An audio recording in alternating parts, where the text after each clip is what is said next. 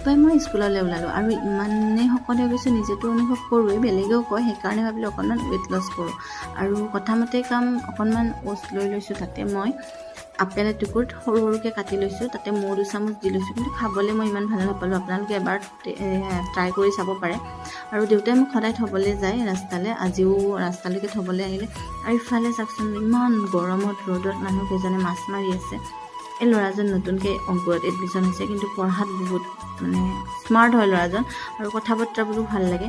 আৰু ছুটীত আমি আটাইকেইজনী টমটমত উঠি আহি আছোঁ। ইফালে চাওকচোন কহুৱা বনকেইডাল ইমান ধুনীয়া লাগিছে।